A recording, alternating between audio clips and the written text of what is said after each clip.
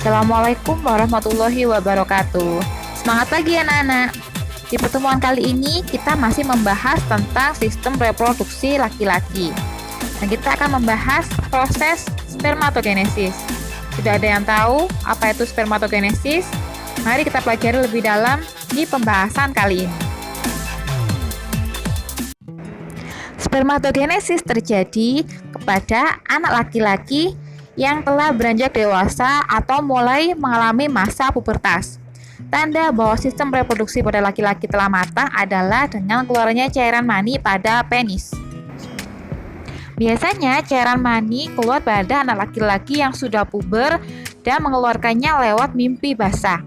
Mimpi basah pada umumnya terjadi saat si anak berumur antara usia 10-14 tahun. Apa sebenarnya cairan mani? Cairan mani merupakan campuran sel-sel sperma dengan getah-getah yang dikeluarkan oleh kelenjar reproduksi. Masih ingatkah kamu di mana terjadi proses pembentukan sperma? Proses pembentukan sperma terjadi di dalam testis. Bagaimana proses pembentukan sperma yang terjadi di testis? Proses pembentukan sperma disebut dengan spermatogenesis. Pembentukan sel sperma terjadi di dalam tubulus seminiferus. Kata tubulus berarti saluran-saluran, sedangkan kata seminiferus berasal dari kata segmen yang berarti sterna. Perhatikan gambar ini. Gambar ini adalah testis yang dibelah, kemudian yang ada tulisan seminiferus itu diambil dan diperbesar lagi.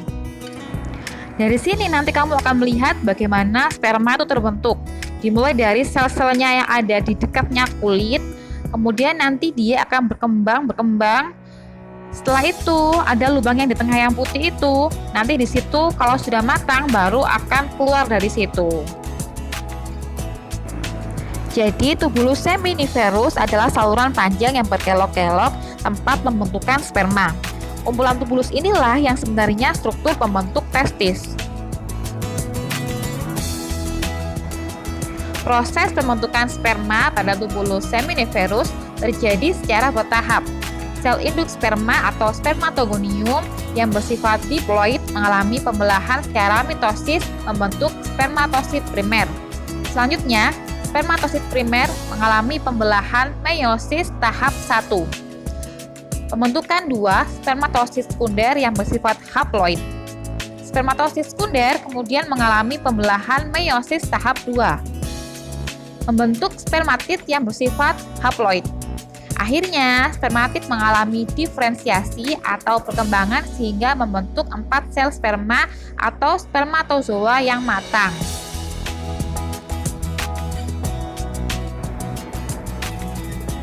Kesimpulan dari spermatogenesis, yang pertama berlangsung di dalam testis, kedua dihasilkan 4 sel sperma yang fungsional, 3 dimulai saat laki-laki mengalami pubertas, dan terakhir berlangsung terus-menerus sampai laki-laki menua. Struktur sperma terdiri atas 3 bagian utama, yaitu kepala, badan, dan ekor. Kepala sperma dilengkapi dengan aktrosom yang berfungsi sebagai pelindung untuk menembus dinding sel telur atau ovum wanita yang keras. Badan sperma memiliki mitokondria yang berukuran spiral dan berukuran besar. Fungsi badan sperma adalah sebagai penyedia energi untuk penggerak ekor. Sedangkan ekor sperma, dia difungsikan untuk mempermudah sperma bergerak dan berenang di dalam tubuh wanita. Sebelum akhirnya si sperma tersebut berhasil membuahi. Bersambung, sampai bertemu di pembahasan selanjutnya tentang organ reproduksi pada wanita.